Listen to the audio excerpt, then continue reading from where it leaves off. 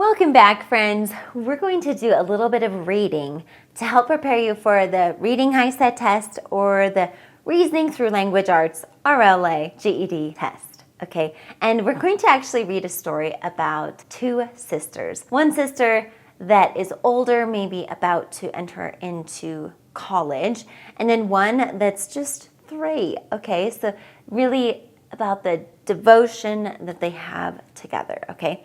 And going through this reading will really help you as you're preparing for your GED or your HiSET as we delve into fiction writing. Okay, friends, definitely do make sure you click subscribe if you're new. We would love for you to join us and share this video with one person that you know that is working on their GED or HiSET. Okay, let's get reading. Now, you know when we're doing reading, I like to follow this sleigh technique. So I like to first skim, see what's going on, then look at the questions, actually read, answer the questions, and then check your answers. Okay, so let's do that. Okay, so first we're gonna just take a look at what's going on. So it says here, in the following literary essay, the narrator tells about a special time spent with her younger sister, Margaret, and the reading is called Dandelions. So I like to read the first part of each sentence, of each paragraph, okay? So there's a field of dandelions to the east of my home,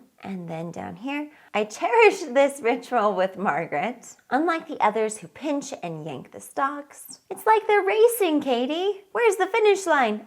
Everywhere! Margaret will remember this. I know when she is my age. Okay, so just by taking a quick little skim, we know what's going on, right?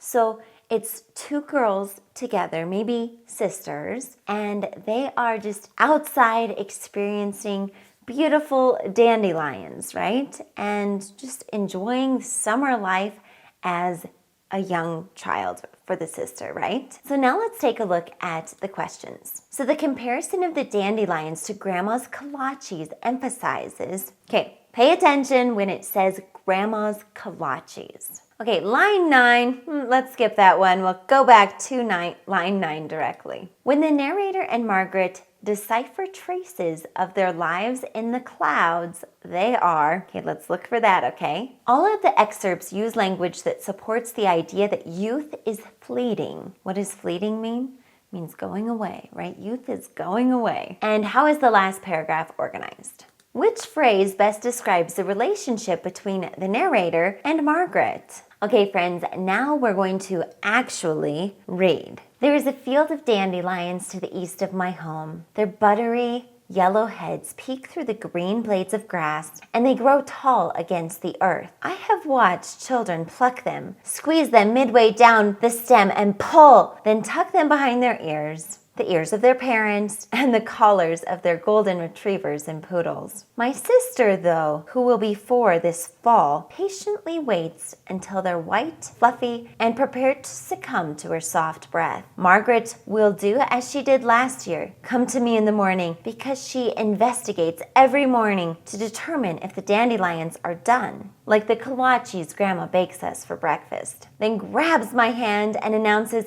"It's time, Katie! They're ready!" I cherish this ritual with Margaret. She ushers me to the field where we first recline on our backs and examine the sky to decipher traces of our lives in the clouds. Margaret points to 3 conjoined clouds and designates it as our family. We detect our friends, our favorite foods, and ourselves in the clouds. We laugh, roll over, and discover we've gotten some of the dandelion dust loose in our hair. Although I'm much older than she is, I do not find this absurd. Instead, Margaret, in the moments like these, embraces a certain wisdom and genuine benevolence I hope to never lose with age. Unlike the others who pinch and yank the stalks, Margaret sends the seeds off with kisses. She scoots in a military crawl to the first dandelion whose dust is ready. All set? She asks. Yes, I say, and with our cheeks nearly touching, our lips puckered toward the dandelion, we blow a kiss White dandelion fuzz drifts through the air and disappears over the fields as we blow more kisses and watch the seeds float like bubbles before gravity intervenes. It's like they're racing, Katie, she says. Where's the finish line? I ask. Everywhere, she exclaims. Margaret will remember this, I know, when she is my age, just as I will remember her autumn kisses to the dandelions, which she refused to pluck because they were too beautiful, she once said. And I will remember the snowmen we created together on early winter nights, the gaping mud puddles we dashed through in the spring, and when summer approaches, it will be the sprinklers on the college campus that will remind me of her. She laughs and twirls as she leaps in and out of the sprinklers, with wet blades of grass clinging to her wrinkled soles. She loves to dash, with her arms flung wide and her head thrown back toward the sun, as though every glistening arc of water is a finish line to be crossed. Okay, and now it's time for our second A, answer questions. The comparison of the dandelions to Grandma's kolaches emphasizes. Okay, now first, we need to think about what are kolaches. Now, whether you know them or not, you can really sort of tell what it is, because in that sentence, it says she wants to know when the dandelions are done, just like when Grandma bakes kolaches for breakfast, right? So a kolache is kind of like a donut, except maybe you could actually say it's like a pig in a blanket, right? So there's a roll on the outside, and then the inside, maybe it has like meat rolled up, or maybe jalapenos, or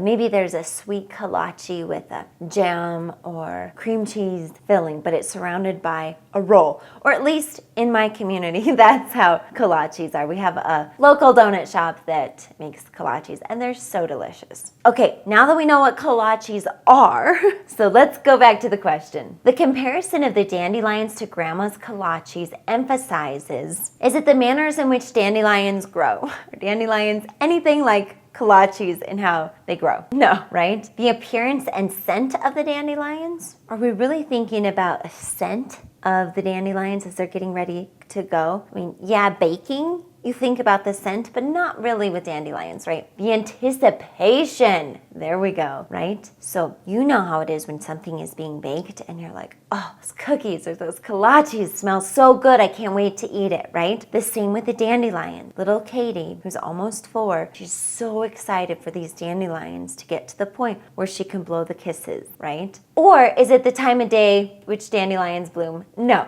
So our answer here is C. It's really that anticipation. Okay, let's go back to line 9 and reread it. Okay, so here it is. I cherish this ritual with Margaret. So what does ritual mean? Think about it in your own life. You have rituals in your life, right? Maybe celebrations or things that you do regularly, right? This is a ritual that Katie and her sister do in the autumn, right? So they blow those dandelion kisses in the early morning. So is it a serious event? No. Is it a repeated activity? Yes. But let's look at the other ones. A stage of life? Not really, right? It's just the morning.